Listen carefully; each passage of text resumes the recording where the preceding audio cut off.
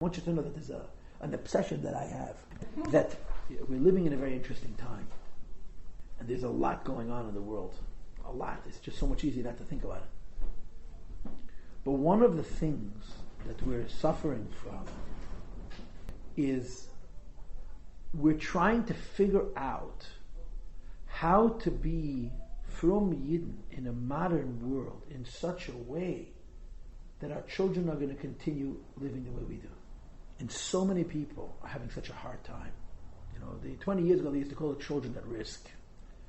It's not children at risk, it's communities at risk. And unfortunately we're not alone. Crown Heights is a very unique place because it's such an open place, but we're not the only ones who, very frum people, of many children in so many homes, you have 1, 2, 3 children who are rebellious. What's going on? Why is this happening? And everybody's got a finger, You know what it is? You point one finger at somebody else, you point 3 at yourself. And there's many answers, and there's a lot of uncertainty, and there's zero leadership from any place. But the thought that I have about this, and I believe it very strongly, is that there's a concept in Torah called Achei Temimim. Achei Temimim means to live as a Jew. And the Gemara translates Achei Temimim v'lo yamas b'hem. Live as a Jew and don't die as a Jew. We know how to die as a Jew. We've been doing it for hundreds of years. Jews in Russia died as Jews. Before the communists, they were hated, they were persecuted, they were beaten, they were attacked in the street, they were profaned. We know how to die as a Jew, but we don't know how to live as a Jew. What do you do when no one hates you? How do you be Jewish then? What do you do when the most difficult problem you face is a guy who wants to be your friend, wants to be nice, he wants to share with you, and you share with him, assimilate? It's it's not a different challenge, it's a different mindset.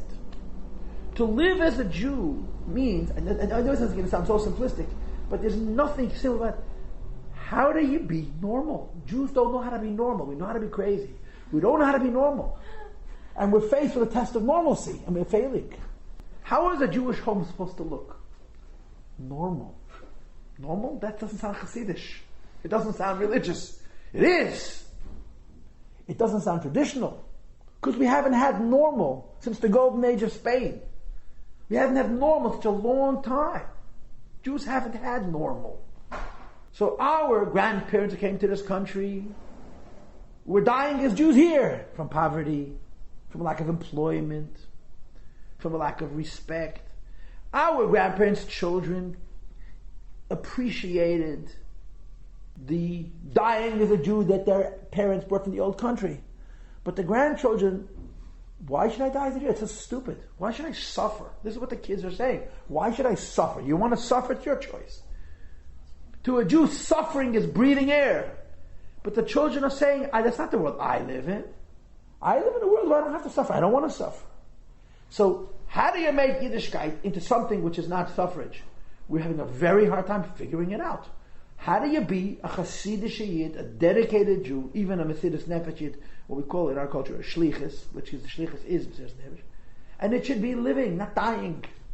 We're clueless. And that's the spirit of these 6 words. Rosh Hashanah, you articulate the Akedas Yitzchak and the spirit of dying as a Jew.